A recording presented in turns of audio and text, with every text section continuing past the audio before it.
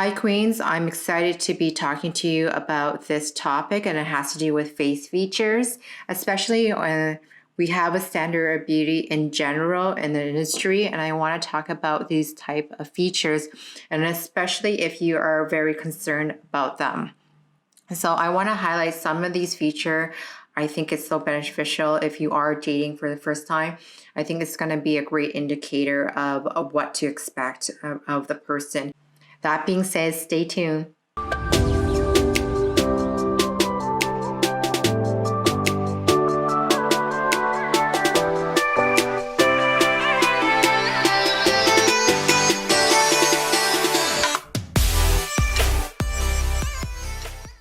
Hi, if you don't know who I am, I'm Sindy V King. I'm a creator of Calling My King. I help transform women to create lasting love through Vedic astrology, neuroscience, and transactional analysis so that she becomes the queen of love.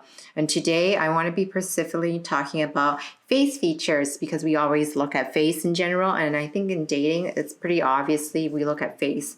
Unless they have face filter, honestly, I don't blame a lot of the guys out there. They're like, not really for me. And that's okay as well.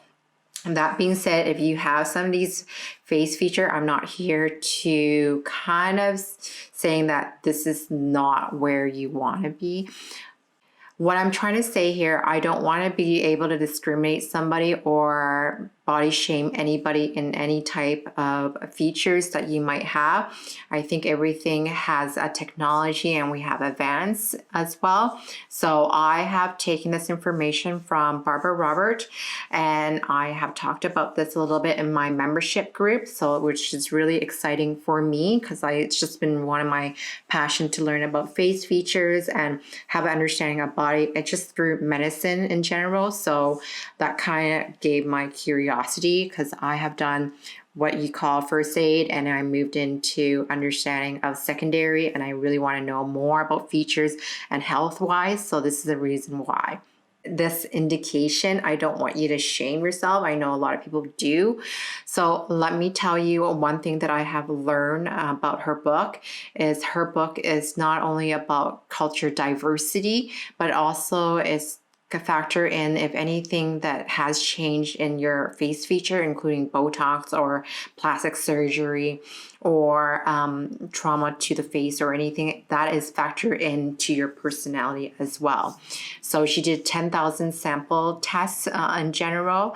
And that being said, here's some of the things that I want to debunk as some of the beauty industry that are saying that it's absolutely not considered to be feminine in any way. I'm just saying some of these traits I think it's so amazing to actually have. Okay, so a lot of people do make fun of people having large ears. They could call them Bambi ears or whatever you have seen. They're large ears that is actually protruding outwards. You can actually see them. This is actually a good trait to actually have. The reason why what you're hearing is actually what the other person is saying, so you're an active listener. And not only that, you actually oversee the picture as well, so you can see what the person is saying. You can actually hear it and you can be able to repeat it back as well, so you're considered to be a great listener.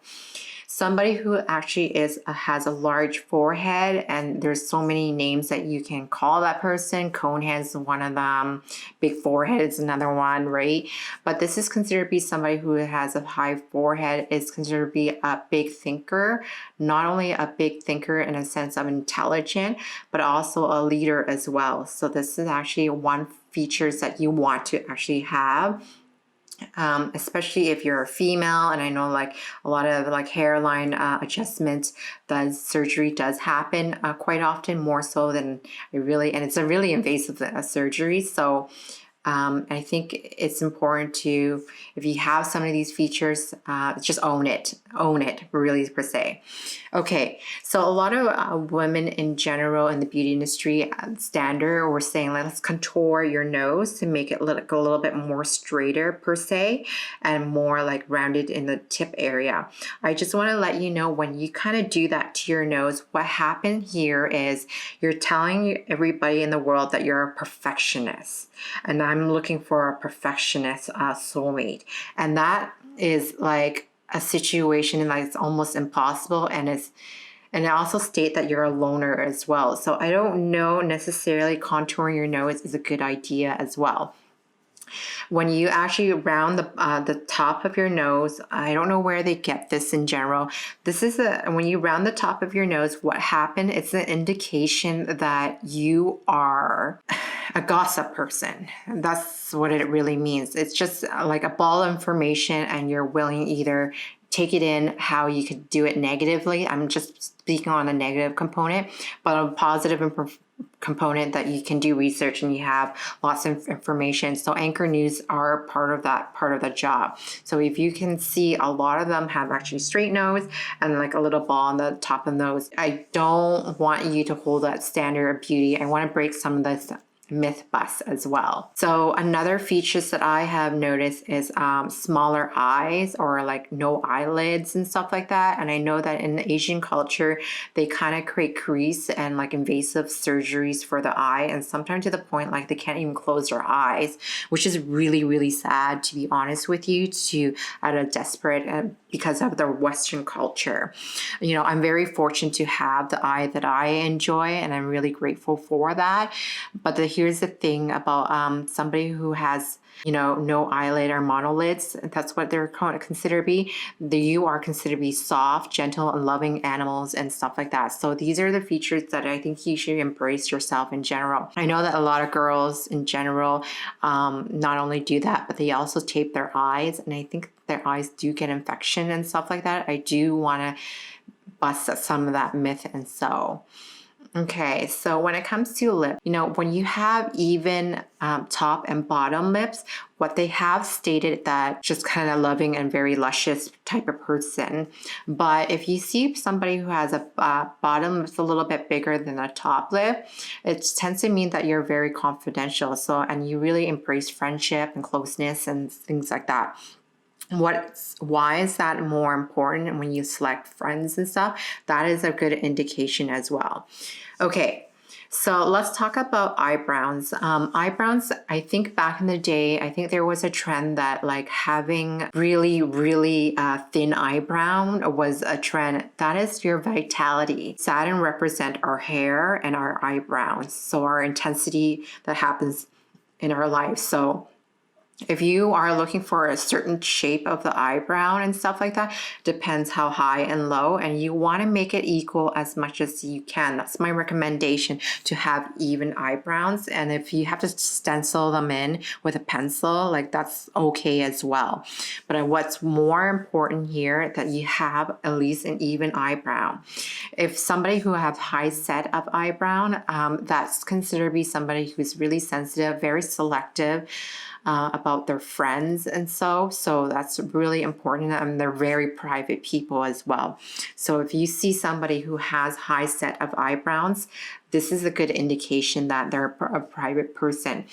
Okay, let's move on to ears. I think we talked a little bit about ears. Okay, so if you look at where the eyelid is and where their earlobe is, this is all an indication if they are either late bloomer, early bloomer, or how intelligent they might be.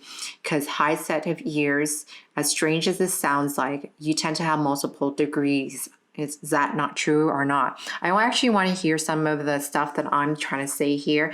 Is this actually true for you or not, kind of thing, right? So there's high sets of ears. So you tend to have, when you have high set of ears, you tend to have multiple degrees. When you have low sets of ear, that could be means that your healing process could come later, after 35 or 36 per se, based on like even astrology would say that if you're a late bloomer, your healing process happens much later in life. So you're considered to be a late bloomer in that case. Again, I'm not here to shame anybody on body parts per se. What I'm trying to here to educate you, maybe if you see some of this stuff, what have you noticed if you had surgery for ears? I'm more curious of like, why did you get it done, and what names that you were called as well. And when you made those changes, do you notice a big shift in your life? Yes or no kind of thing. I'm always fascinated, like if you go through surgery, does it actually benefit you in the long run, yes or no? And how does it affect your career as well? Because a lot of people do it because of career-wise, more so than anything else. This is your body. You can do whatever you want. I'm not here to judge you. I'm not here to discriminate you on how you should run your life. But I think it's just an interesting topic in general. And I love sharing some of the stuff that I'm learning in conference and like through other people as well. But I made a really deep video on like breaking down all features, including eye color, including if you're able to see somebody's nostril and don't see them in their nostril.